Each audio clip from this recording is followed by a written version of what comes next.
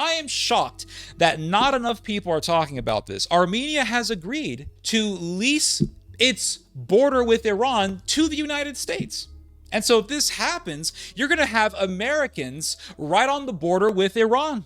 But how are you promoting peace when you are blatantly provoking Iran to war? Israel wants NATO to be on the Armenian border with Iran, because Israel wants to weaken Iran. So it's a giant geopolitical war that is being done under the guise of peace. This whole plan is eventually going to bite Israel in the ass. All right, everyone, so let's talk about this deal that was brokered by Donald Trump between Azerbaijan and Armenia. Is this peace at last after roughly 35 years of fighting over Nagorno-Karabakh, or is there a geopolitical interest at hand here? Well, I am sorry to tell you guys this, but this is not about peace. This is rather about further weakening and isolating Iran. Now, why do I say this? Take a look at the biggest part of this deal. The biggest part of this deal is that Armenia has agreed to lease its border with Iran to the United States. So for years, for decades, we've been talking about this potential war between the United States and Iran. What could spark it? How is this thing going to happen? Blah, blah, blah. And so after all these years of a potential war between the United States and Iran, we're now talking about Armenia agreeing to lease its border with Iran to the United States, and we're talking as if this is not a provocation against Iran. And the Iranians are saying, listen, this is a provocation. And there's Donald Trump saying, well, peace at last. We have established peace between Azerbaijan and Armenia. I am a peacemaker. And this is supposedly the legacy that Donald Trump wants to have. He wants to have the legacy as a peacemaker. But how are you promoting peace when you are blatantly provoking Iran to war? Now, you may be asking, well, Ted, how is this a provocation? How could this be a provocation? Because if the United States takes over Armenia's border with Iran, it would mean NATO being smack right next to Iran. It would also mean NATO further isolating and weakening Iran, because Armenia is Iran's only access way by land into Georgia, and thus it is Iran's only access way by land to the Black Sea, because Georgia is right next to the Black Sea. And furthermore, it is also Iran's only access way by land into the rest of Europe.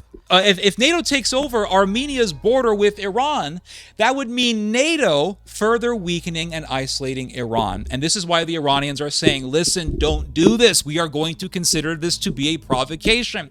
And apparently we have not learned our lesson from Ukraine. For years, the Americans were messing around in Ukraine, training the Ukrainians how to fight against the Russians. And the Russians kept telling the Americans, listen, stop getting involved in Ukraine. Stop meddling in Ukraine. Stop doing this. And there were people in the American government who knew that Ukraine is Russia's red line. You cross that line, it's going to be considered a provocation. And we did not give a damn. America and NATO kept encroaching upon Russia's sphere of influence.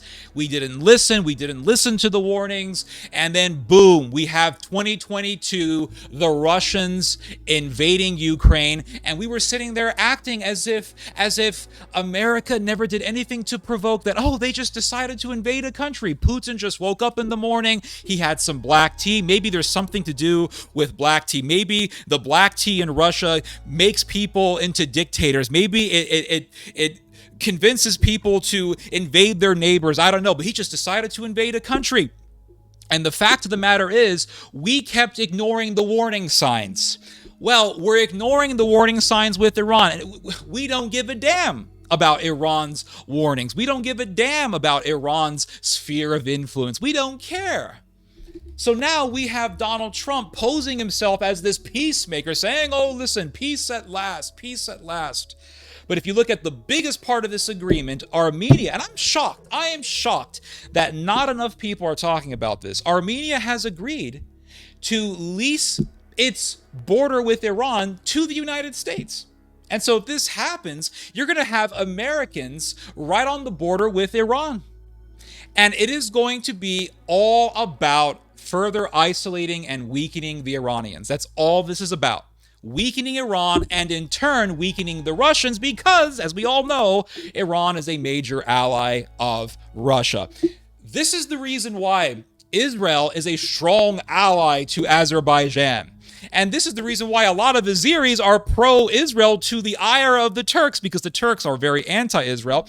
But Azerbaijan is really an extension of Turkey. It is an extension of Turkish power. In fact, the slogan in Azerbaijan is that Azeris and Turks are one nation, two different states. They consider themselves to be the same people. But the Azerbaijanis are very, very pro-Israel. Why is this? Because Israel supports Azerbaijan against Armenia. Why does Israel support Azerbaijan against Armenia? Because Israel wants to weaken an Iranian ally, because Armenia is an ally of Iran. So Israel wants to weaken an Iranian ally, and also Israel wants NATO to be on the Armenian border with Iran, because Israel wants to weaken Iran. So it's a giant geopolitical war that is being done under the guise of peace. Sometime from now, I don't know exactly when, could be a year, could be years from now, we're going to look back at this and say, we should have looked at the signs. And the Israelis think that they have won. They think, oh, look, we got this deal. It's going to weaken Armenia. It's going to weaken Iran's influence. It's going to weaken Iran's influence in the South Caucasus. This is great. But here is the thing. This is going to bite Israel in the ass eventually. Now, why do I say this? It is very, very fascinating what is happening. Because if this deal is implemented, NATO is going to form what is known as the Zangezur Corridor. Now, the Zangezur Corridor is a concept that has been discussed for many years, and for the longest time, Turkey has been trying to establish this corridor. But the Zangezur Corridor is a concept wherein you will have roads and really a ginormous access way from Nakhchivan, which is Azerbaijan's enclave that borders with Armenia, but it does not share a contiguous border with Azerbaijan. But it'll be from really Nakhchivan across Armenia into mainland Azerbaijan, thus connecting Nakhchivan with Azerbaijan. This is something that the Azeris have wanted for a long time, because Nakhchivan, as I have said, does not share a contiguous border with mainland Azerbaijan. So if you look at a map, you will see Turkey is here, and then you have Nakhchivan, Armenia, therefore Azerbaijan and Armenia border with Turkey.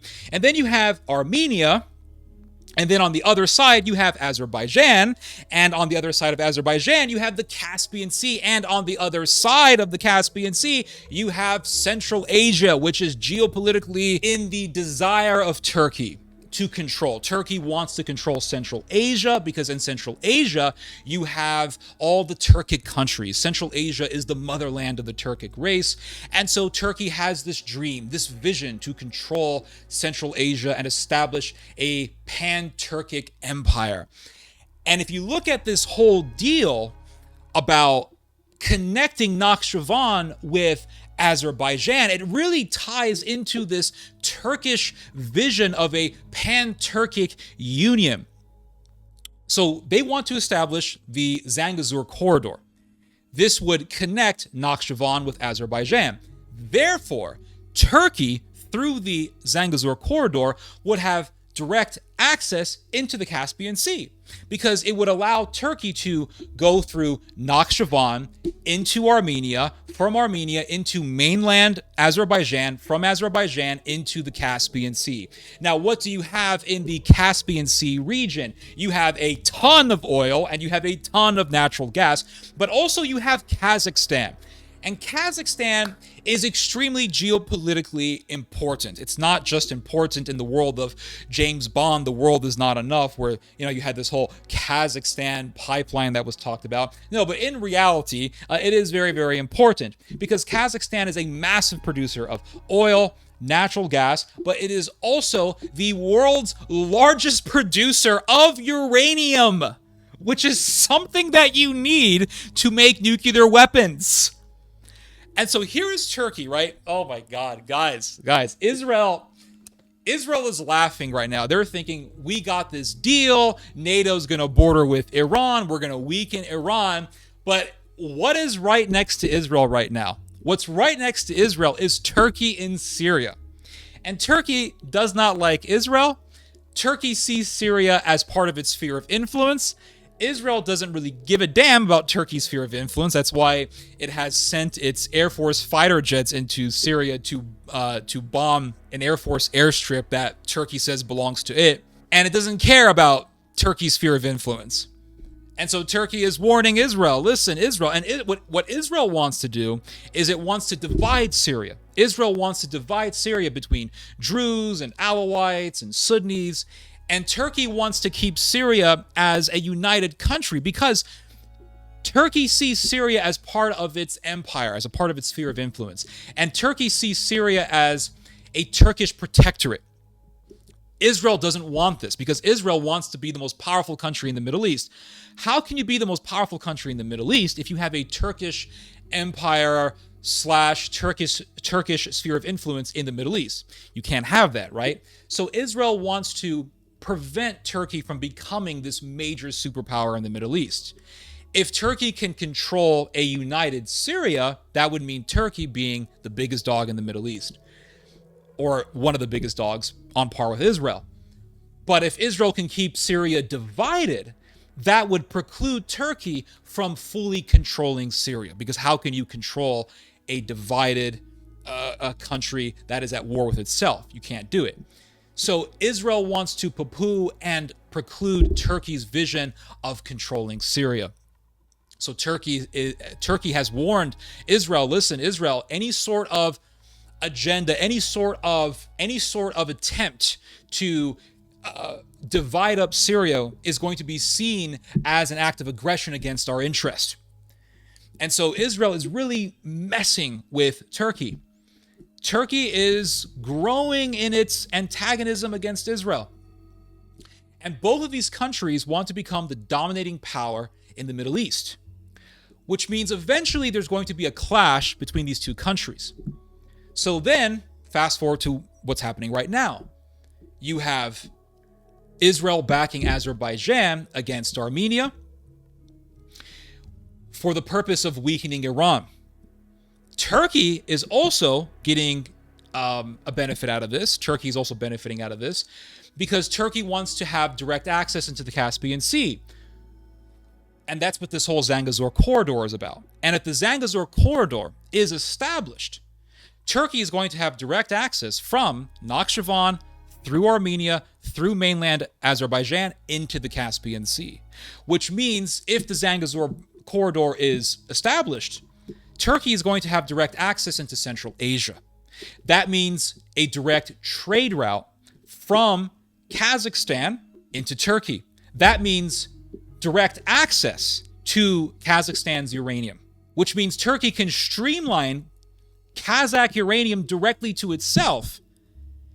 And this would make it more easy for Turkey to become a nuclear-armed country. And if Turkey becomes a nuclear-armed country, that would mean Turkey being on par in military strength with Israel. This is why Israel doesn't want any other countries to have nuclear weapons. Israel has nuclear weapons. Everyone knows this. There's no official statement saying that Israel has nuclear weapons, but everyone knows that Israel has nuclear weapons. And Israel wants no other countries in the Middle East to have nuclear weapons because Israel wants to have the military edge in the Middle East. This is the reason why when Donald Trump spoke with Erdogan about possibly allowing Turkey to have re-entry into America's F-35 program, Israel was enraged by this. Why? Because Israel wants to have the most powerful air force in the Middle East. And Israel knows if Turkey starts getting F-35s, that would mean Turkey's air force being on par with Israel's air force. And that would mean Israel losing its military edge in the air. And Israel doesn't want this. Israel wants to remain as the most powerful country in the Middle East. So if Turkey gets nuclear weapons, that would mean Israel no longer being the most dominating power in the Middle East. And so if the Zangezur corridor is established, that would mean Turkey having direct access into the Caspian Sea. And that would mean Turkey being enabled to more easily streamline Kazakhstan's resources to Turkey.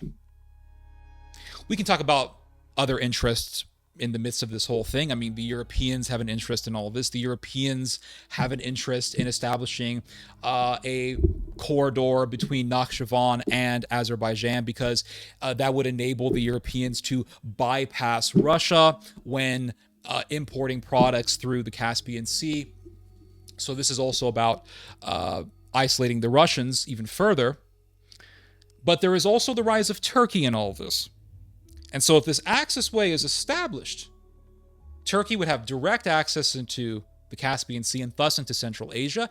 And Turkey could more easily promote this idea of a pan-Turkic union. Look, we, Turkic brothers, Turkey, Azerbaijan, Kazakhstan, and the other Central Asian Turkic countries can all come together. We have direct access we have direct access one to another. We can do this. And it would help to further generate this idea, to further promote this idea of a pan-Turkic union. And so it would mean Turkey becoming much more powerful. And Turkey is very antagonistic towards Israel. So if this idea comes to fruition, Turkey is going to become more powerful. Turkey is going to more easily be able to promote its idea of a pan-Turkic empire. And Turkey will have direct access into Kazakhstan's natural resources, which include uranium, which means Turkey could more easily become a nuclear-armed country, which means this whole plan is eventually going to bite Israel in the ass. That's what this means. That's what this means. So right now, Israel is laughing. Look, we got Armenia to agree to lease its border with Iran to the Americans. We're going to weaken the Iranians. Okay, yeah, okay. You may be laughing now, but remember, this plan also empowers Turkey. And Turkey is right next door to Israel right now, because Turkey is right now in Syria. And so you are only paving the path towards your own demise. Anyway, you guys just heard some theology. God bless.